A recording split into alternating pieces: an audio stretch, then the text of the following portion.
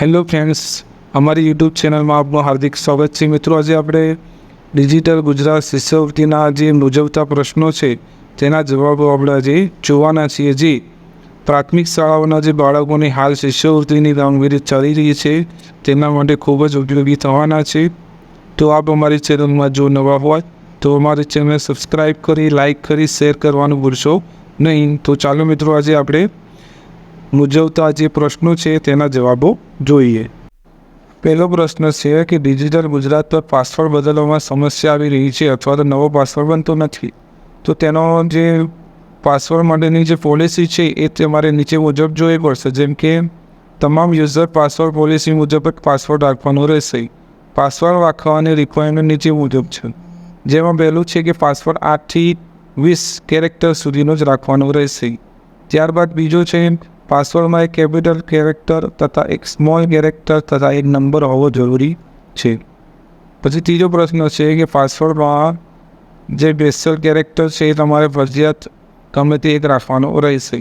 પછી પાસવર્ડમાં mobile number કે email address આપણે રાખી શકતા નથી, તેમજ મોબાઈલ નંબર કે ઈમેલનું પાર્શિયલી ટેક્સ્ટ પણ રાખી શકાશે નહીં. ત્યારબાદ કોમન પાસવર્ડ જેવા કે abc@123 આવા જે પાસવર્ડ છે એ પણ તમે રાખી શકશો નહીં. અને પાસવર્ડમાં abc કે XYZ એવા 1000 અક્ષરના કે 3 નંબર સિક્વન્સમાં રાખી શકાશે નહીં. બીજો પ્રશ્ન જોઈએ કે શું ડિજિટલ ગુજરાત ઓનલાઈન શિષ્યવૃત્તિમાં પાસવર્ડ બદલવાનું થાય છે? હા, દરેક શાળાએ હાલ પોતાનો પાસવર્ડ એકવાર બદલવો જરૂરી છે. ત્રીજો પ્રશ્ન જોઈએ, ડિજિટલ ગુજરાત પર પાસવર્ડ બદલવા માટે શું કરવું? તો એ તમામ યુઝર પોતાના પાસવર્ડ ફોરગેટ પાસવર્ડ પર જઈને ચેન્જ કરી શકાય છે, અને ફોરગેટ પાસવર્ડ પર જઈને પણ તમે તેને ચેન્જ કરી શકો છો. ચોથો પ્રશ્ન જોઈએ કે આચાર્યનો મોબાઈલ નંબર અને નામ બદલવું છે તો કઈ રીતે બદલી શકાય? તો ડિજિટલ ગુજરાતમાં લોગિન કર્યા બાદ તમારે હેલ્પ મેન્યુમાં જઈ અપડેટ પ્રિન્સિપલ મોબાઈલ નંબર અને નેમ પર ક્લિક કરશો એટલે તમારે તમારી જે નવા આચાર્યની જે વિગત છે ભરીને સેવ કરવાથી જે નવા આચાર્યશ્રીનો મોબાઈલ નંબર અને નામ તમે જોઈ શકશો અને બદલી શકાશે. પછી પાંચમો પ્રશ્ન છે, ડિજિટલ ગુજરાતમાં દિવસમાં બીજી વખત લોગિન કરીએ ત્યારે OTP આવતો નથી.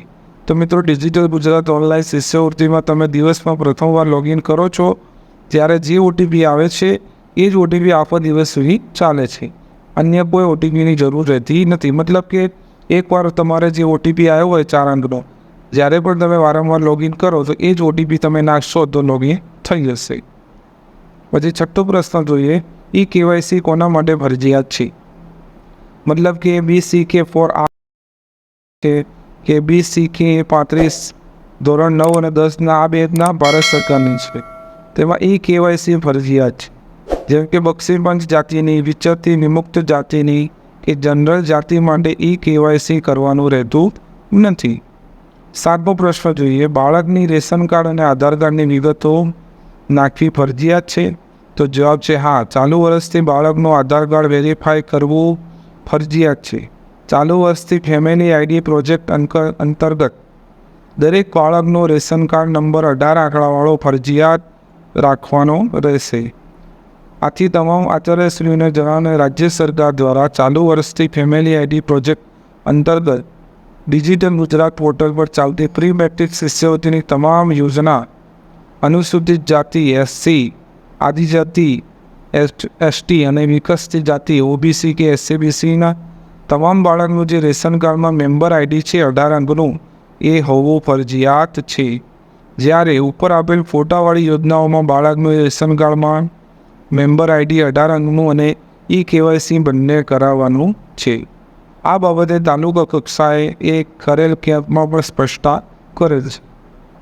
પછી આઠમો પ્રશ્ન જોઈએ, બાળકનું રેશન કાર્ડમાં નામ ન હોય તો તેના ભાઈ કે બહેનનો ID રાખીએ તો ચાલે? એનો જવાબ છે ના. શિષ્યવૃત્તિ માટે જે બાળકની દરખાસ્ત કરવાની થાય છે એ બાળકનો જ રેશન કાર્ડ નંબર નાખવાનો રહેશે. એના ભાઈ કે બહેનનો નાખી શકાશે નહીં. નવમો જોઈએ, જો બાળકનું નામ રેશન કાર્ડમાં ન હોય તો શું કરવું? જવાબ છે બાળકનું નામ રેશન કાર્ડમાં ન હોય તો દરેક ગામની ગ્રામ પંચાયતમાં VC હોય છે અને એ બાળકનું નામ રેશન કાર્ડમાં ચડાવી આપે છે. એટલે તમારું જે ગામ છે ત્યાં ગ્રામ પંચાયતમાં જે બાળકનું નામ રેશન કાર્ડમાં ના બોલતું હોય તો ત્યાં વીસી હોય છે ત્યાં એ લોકો એડ કરી આપે છે. શાળામાંથી આચાર્ય આપેલ જન્મ તારીખનો દાખલો, પછી બાળકના આધાર કાર્ડની ઝેરોક્ષ અને રેશન કાર્ડ આટલું લઈને ગ્રામ પંચાયતમાં જવાથી બાળકનું નામ રેશન કાર્ડમાં દાખલ કરી શકાય છે. 10મો પ્રશ્ન જોઈએ કે આધાર કાર્ડ મુજબ નામ અને આધાર કાર્ડ નંબર નાખતા વેરિફિકેશનમાં નો લખેલું આવે છે તો શું કરવું? તો તેનો જવાબ છે આધાર કાર્ડ મુજબ નામ અને આધાર કાર્ડ નંબર નાખતા વેરીફાઈ કરતાં જો સ્ટેટસ ન આવે તો ચાઇલ્ડ ટ્રેકિંગ મુજબ બાળકની જાતિ ચેક કરી લેવી. જો બાળકની જાતે મેલ અથવા ફિમેલ લખવામાં ભૂલ કરેલ હોય, મતલબ કે જે જાતિ હોય કે સ્ત્રી પુરુષ કે મેલ અથવા ફિમેલ લખવામાં ભૂલ કરેલ હશે તો પણ આધાર કાર્ડમાં વેરીફાઈ નહીં થાય. આધાર કાર્ડમાં લખેલ જન્મ તારીખ અને ચાઇલ્ડ ટ્રેકિંગમાં લખેલ જન્મ તારીખ બંને અલગ હશે તો પણ વેરીફાઈ નહીં થાય. આ માટે આધાર કાર્ડ અથવા CTSમાં ડેટા સુધારવો પડે. મતલબ કે CTS એટલે આધાર ડાયસમાં. હવે 11મો પ્રશ્ન જોઈએ કે બક્ષીપંચના વિદ્યાર્થીઓનું EKYC સ્ટેટસ શૂન્ય બતાવતું હોય તો પણ દરખાસ્ત બની શકશે? જવાબ છે બક્ષીપંચના ધોરણ 1 થી 8ના વિદ્યાર્થીનું નામ રેશન કાર્ડમાં હોવું જરૂરી છે. તેમનું EKYC સ્ટેટસ શૂન્ય બતાવતું હશે તો પણ પ્રપોઝલ સબમિટ થઈ જશે. 12મો પ્રશ્ન જોઈએ કે પાસવર્ડ ચેન્જ કર્યા બાદ નવા પાસવર્ડ લોગિન કરીએ તો લોગિન થતું નથી.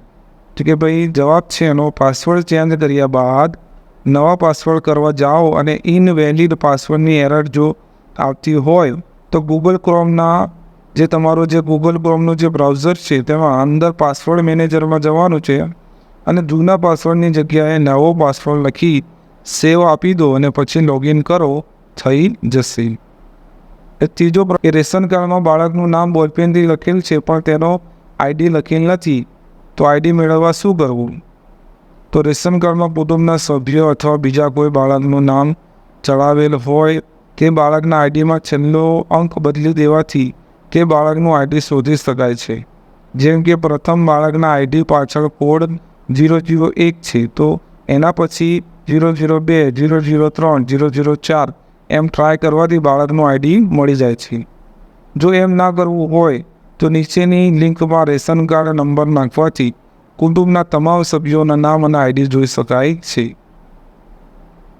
આચાર્યશ્રી તેમજ શિક્ષક મિત્રો, શિષ્યવૃત્તિમાં રેશન કાર્ડ નંબર તેમજ તેના પરથી બાળકમાં રેશન કાર્ડ ID નંબર જોવા માટે નીચે લિંક દ્વારા બંને નંબર મેળવી શકશો. જેમ કે અહીંયા એક વેબસાઇટ છે ઓફિશિયલી https://nfsa.government.in/public/public-get-my-rcd-details.aspx. આટલું તમારે તમારા ક્રોમ બ્રાઉઝરમાં લખીને સર્ચ કરશો એટલે વેબસાઇટ ખુલી જશે.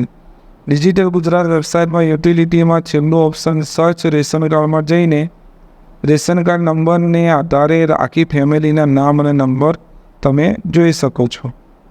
પછી 16મો પ્રશ્ન જોઈએ, દરરોજ બપોરે 2 વાગ્યે વેબસાઇટ ખુલતી નથી તો જવાબ છે હા, દરરોજ 2 વાગ્યાથી 2:30 વાગ્યા સુધી વેબસાઇટ મેન્ટેનન્સમાં હોય છે એટલે સાઇટ બંધ હોય છે. 17મો પ્રશ્ન જોઈએ, અસ્વચ્છ વ્યવસાય રોકાયેલા વાલીઓના બાળકો માટે શિષ્યવૃત્તિ અરજી ફોર્મનો નમૂનો છે. તો અહીંયા એક લિંક આપેલી છે, એ લિંક તમારે ખોલવાની રહેશે. પછી અનુસૂચિત જાતિના બાળકો માટે EKYC કરવો ફરજિયાત છે. તો EKYC કેવી રીતે કરવું, એના માટે ક્યાં જવું તેની તમામ માહિતી તમને આ વિડીયોમાં જોવા મળશે.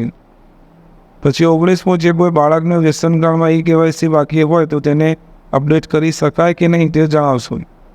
તો હા, અપડેટ કરી શકાય છે. બધા ઓપ્શન ગ્રીન પણ થઈ જશે અને ડન પણ થઈ જશે. જ્યારે EKYC થઈ જાય ત્યારે ઓપન કરી ચેક કરી લેવાનું. 20મો પ્રશ્ન જોઈએ કે અનુસૂચિત જાતિના બાળકો માટે EKYC કરવો ફરજિયાત છે તો EKYC માટે શું કરવું અને એના માટે કયા કયા ડોક્યુમેન્ટ જોઈશે? તો EKYC 2 જગ્યાએ થઈ શકે. એક તો છે મામલતદાર કચેરીએ અને બીજું કે તમારા ગામની જે ગ્રામ પંચાયતમાં. હવે ક્યાંક દૂર જવાની જરૂર નથી. તમારા ગામની ગ્રામ પંચાયતમાં VC કર્મચારી એટલે કે કોમ્પ્યુટર જે ઓપરેટર હોય જે તમને EKYC કરી આપશે. EKYC માટે નીચે મુજબના ડોક્યુમેન્ટ લઈ જવા વાલીને સૂચના આપવી, જેમ કે બાળકનું આધાર કાર્ડની ઝેરોક્ષ, રેશન કાર્ડની ઝેરોક્ષ, OTP માટે વાલીનો મોબાઈલ નંબર. આટલું લઈને વાલીને ગ્રામ પંચાયતમાં મોકલી દેવાના અને બાળકને લઈ જવાની જરૂર નથી. 21મો પ્રશ્ન જોઈએ કે કઈ કઈ જાતિના વિદ્યાર્થીઓનું KYC કરવું ફરજિયાત છે.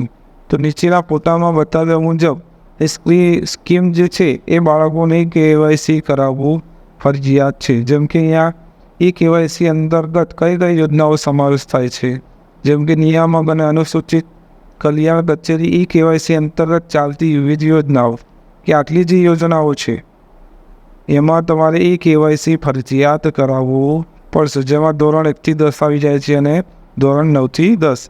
અને નિયામક વિકસતી જાતિ કલ્યાણ KYC ચાલતી વિવિધ બીજી યોજના Yashasvi pre matric scholarship for OBC BCN DNT student, એમાં ધોરણ 9 અને 10ના વિદ્યાર્થીઓ જે છે જાતિ એમની છે OBC EBC અને DNT, એમને પણ KYC કરવું ફરજિયાત છે.